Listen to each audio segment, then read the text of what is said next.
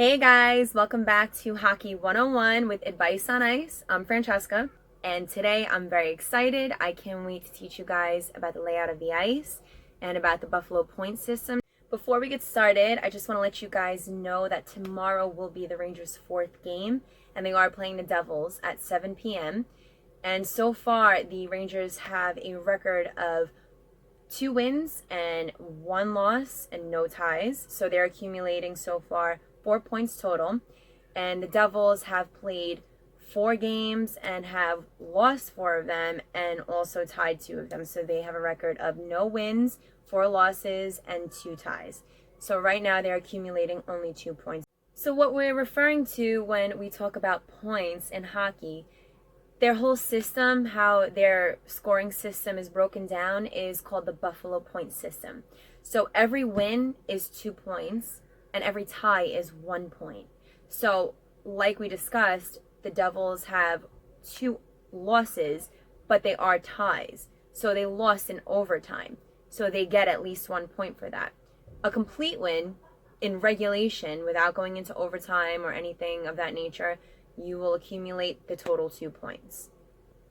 Unfortunately, for the teams who do lose the games, they do not accumulate any points for that game. The most they'll get is a pat on the back for job well done, but that's pretty much as far as that goes.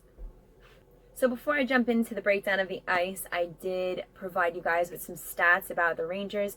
Again, I may be a little biased. I am a New York girl, so my stats will be based mainly on the Rangers and who they're playing against at the moment.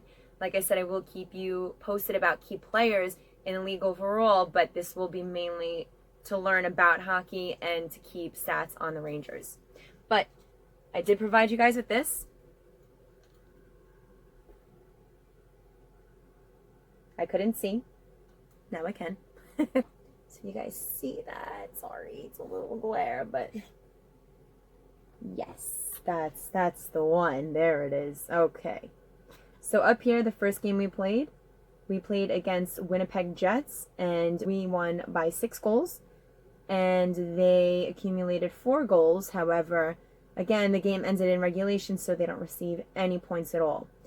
So the second game we played was against the Ottawa Senators, and we also won that game 4 goals to 1 goal for Senators. They also did not receive any points. This did not go into overtime, so that was a good win. The third game we played was against the Edmonton Oilers, and we won that game. I'm sorry, I apologize. We lost that game 1-4. Oilers scored 4 goals. Unfortunately, I did not see that game. I know, convenient, right? I was working, but I did not see that game. But we did lose that, so we do not receive any points for that game. This would be our 4th game against the Devils, and right now we have no idea who's going to win or who's going to lose. I'm hoping we win, but again, it's anyone's game, so we got to love all the teams. You know, you got to show appreciation to all of them. So right here in the middle, what I discussed with you guys earlier, this is the Buffalo point system. This is how it's set up by wins, losses, and ties.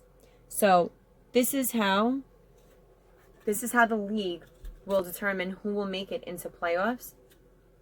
All the teams play a total of 82 games. They have 41 home games and 41 away games. So it's even ice time for all the teams. Pretty much that's the basis of hockey and its scoring system. So moving on, I do want to teach you guys, like I said, about the layout of the ice. This is going to be very brief. It's very simple and stupid. I just want to give you a general explanation. Nothing difficult, very easy to understand. This is the ice. This is the layout of any rink for any team. Here's center ice. This is where the initial face-off will start. These are the goalie's creases. This is where obviously the goalie will be to stop the puck from going into the net. And this is a zone between these 2 blue lines. And this is a zone between these 2 blue lines.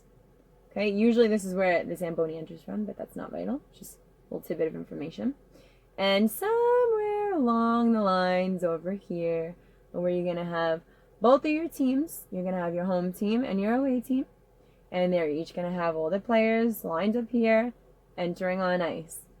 By the way, every team is only allowed 5 players at a time on the ice. If you supersede 5 players and you happen to get a 6th on ice without pulling your goalie, then that is going to result into a 2-minute minor penalty.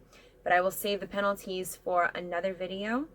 But guys, thank you very much for watching this. This is Hockey 101 with advice on ice, and I'm looking forward to seeing you guys next week.